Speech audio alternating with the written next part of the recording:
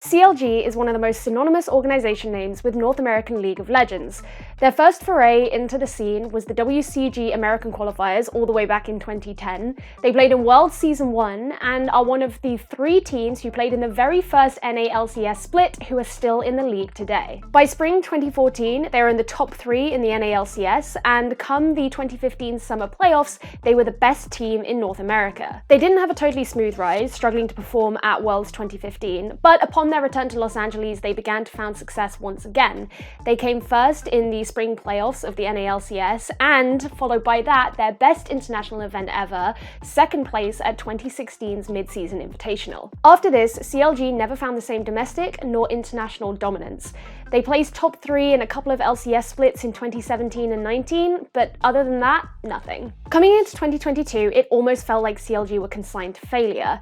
They'd placed bottom 2 in every split since summer 2019, and to be honest, people were far more concerned about other teams, thinking 100 Thieves, who were the incumbent LCS champions, or Cloud9, whose new appointment of Coach LS promised something new and exciting for the league. They managed to finish spring in 8th, but even this could be partially blamed on the internal issues within TSM skewing the bottom of the leaderboard. In reality, it was very easy to overlook CLG, and because of this, they ended up on the bottom of the power rankings of many, a team of years gone by, but really with no reason to expect much from them. CLG's roster comprised an interesting mix of players as it was, for example with veteran players like Contracts sharing a stage with academy graduates like Luga, but the appointing of Dokla on their roster for the summer split certainly gave them a reason to be talked about. Dokla is a player who is not new to the LCS. Back in the day, well, 2019, but that feels like a lifetime ago now, he was the top laner for Optic, but he ended up dropping down into the Academy system where he spent time on teams like TSM Academy, Team Liquid Academy, and finally CLG Academy. There's never a boring story when it comes to an ex-Tier 1 player fighting through the dregs of Tier 2 to prove that they deserve their spot again, but for all the roster changes that CLG had made since their last top 3 finish, nothing had been able to recover their former glory. This wasn't just about Dokla succeeding for himself, but about whether he could help bring success to a team who had failed to find it for so long. In week 1 of the summer split, CLG went undefeated.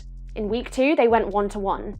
So far, this split has been the anomaly, the elusive foothold that CLG have been seeking for so long. And they didn't fail in taking everyone's attention immediately in their first game, mostly because of their draft. I suppose every split there has to be someone who does it. Last split it was C9. This time CLG wanted that limelight. The Seraphine Karma bot lane, with Dokla playing Yone on top, was a big talking point after CLG ripped the first victory away from Dignitas. They definitely stole the show and continued to take that attention as they got victories over TSM and Golden Guardians as well. The LCS analyst desk expressed high hopes for Dokla going into the first game, citing his great attitude, work ethic, and willingness to grind Champions queue, but it was only in his first post-game interview that the renewed and improved version of this player got to show himself. Almost definitely feeding off the energy of the crowd, he made it clear that he felt that CLG could finish in the top 3, and that he was way more confident now.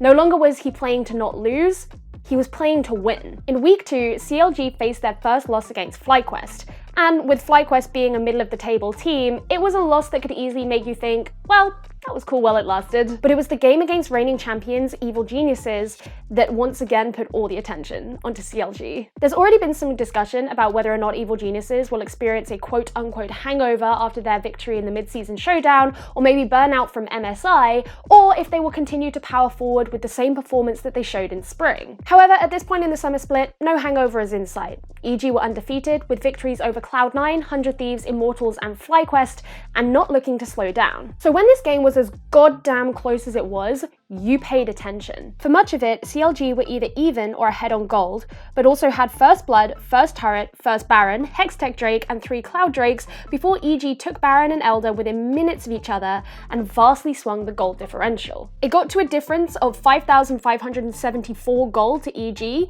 before CLG managed to force the game back in their favor and take the win less than 10 minutes later. So far, the Kings of the bottom of the leaderboard had been the only team to exsanguinate the undefeated. And again, that confidence in Dokla kept coming in through Contracts' desk appearance, where he spoke about him being the hardest working player on the team, but also his general attitude and willing to hype everyone up, which may have nearly cost them the Nexus in this game, but that's nothing, right? He also followed up saying he believed the team could be top 1 and not just top 3 in the region. In general, momentum like this makes the hype train very easy to ride. The underdog that everyone loves to love is having good results and everyone wants to see that continue. Proof that the academy system has made a star of a former pro, proof that even if you hit the bottom, you can still reach the top, proof that anyone can become the best team in the LCS if they really want to. But does that actually mean that CLG will be able to recreate their former glory, or is this just an ephemeral wave of success for them to enjoy in the present? Well, the prevailing opinion amongst the analysts is that this is indeed temporary.